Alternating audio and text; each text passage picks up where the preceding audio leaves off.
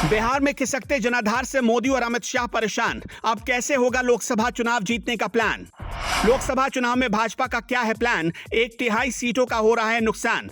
खिसकते जनाधार को देखते हुए पीएम मोदी ने खुद संभाली कमान। पटना साहिब से लोकसभा चुनाव लड़ने का कर सकते हैं ऐलान।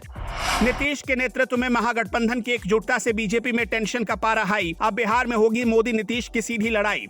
बिहार में लोकसभा चुनाव को लेकर सरगर्मियां भी तेज हो गई हैं, लेकिन भारतीय जनता पार्टी के लिए बिहार की 40 लोकसभा सीटें सरदर्द बन गई हैं। चाचा भतीजे की जोड़ी ने बीजेपी को टेंशन में डाल दिया है। यही वजह है कि पीएम नरेंद्र मोदी अब खुद बिहार का समीकरण तय करेंगे। ऐसा माना जा रहा है कि उत्तर प्रदेश के बनारस से सांसद पीएम नरेंद्र मोदी अब बिहार के पटना साहिब से चुनाव लड़ने की तैयारी कर रहे हैं। बिहार में भारतीय जनता पार्टी को 1/3 सीटों का नुकसान हो रहा है। खिसकते जनाधार को देखते हुए पीएम नरेंद्र मोदी और अमित शाह परेशान हो गए हैं। नीतीश कुमार और तेजस्वी यादव की जोड़ी ने भारतीय जनता पार्टी को मुश्किल में डाल दिया है। बिहार की पटना साहिब लोकसभा सीट भारतीय जनता पार्टी के लिए अभेद किला माना जाता है, लेकिन इस बार पीएम नरेंद्र मोदी को वो किला भी ढहता हुआ नजर आ रहा है। बिहार में अपने खिसकते जनाधार को बचाने के लिए पीएम नरेंद्र मोदी खुद मैदान में उतरने वाले हैं और पटना साहिब से लोकसभा चुनाव लड़ने का ऐलान भी कर सकते हैं। बिहार की 40 लोकसभा सीट बीजेपी को इस वजह से परेशान कर रही है क्योंकि बिहार में भारतीय जनता पार्टी का कोई बड़ा चेहरा नहीं है। जैसे उत्तर प्रदेश में सीएम योगी आदित्यनाथ हैं, वो अकेले दम पर उत्तर प्रदेश का चुनाव समीकरण बदलने का मादा रखते हैं।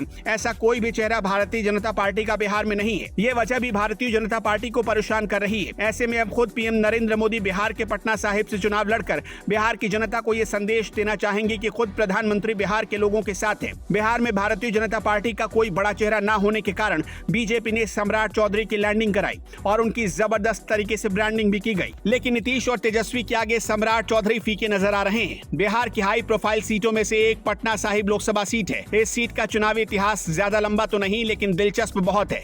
साल 2008 में परिसीमन के बाद यह सीट अस्तित्व में आई थी और साल 2009 में पहला लोकसभा चुनाव हुआ था। तब से अभी तक यहाँ सिर्फ कमल ही खिला है। बीजेपी के टिकट पर बिहारी बाबू यानी शत्रुघ्न सिन्हा इस सीट से पहले सांसद बने थे। ये सीट बीजेपी का अभेद गढ़ मानी जाती है। 2019 में बीजेपी से टिकट कटने पर शत्रुघ्न सिन्हा ने बगावत कर दी और कांग्रेस का दामन थाम लिया था। कांग्रेस के टिकट पर उन्होंने बीजेपी के कद्दावर नेता रविशंकर प्रसाद के खिलाफ चुनाव लड़ा। इस चुनाव में उन्हें शर्मनाक हार का सामना करना पड़ा था। इस सीट पर कायस्थ वोटरों का बोलबाला है, लिहाजा अभी तक सिर्फ कायस्थ वोटर ही लोकसभा पहुंचा है। इस सीट पर लगभग 5 लाख से ज्यादा कायस्थों के अलावा यहाँ यादव और राजपूत मतदाताओं की भी खासी संख्या है। इस सीट पर अनुसूचित जाति की आबादी 6.12% है। पटना साहिब लोकसभा में 6 विधानसभाएं बख्तियारपुर, दीघा, बांकीपुर, कुम्हरार और पटना साहिब सीट आती है। पिछले चुनाव में रविशंकर प्रसाद को 6 लाख से ज्यादा वोट मिले थे, जबकि शत्रुघ्न सिन्हा को करीब 3 लाख के आसपास ही वोट मिले थे। किसी अन्य प्रत्याशी को 5 अंकों की संख्या में भी वोट नसीब नहीं हुए।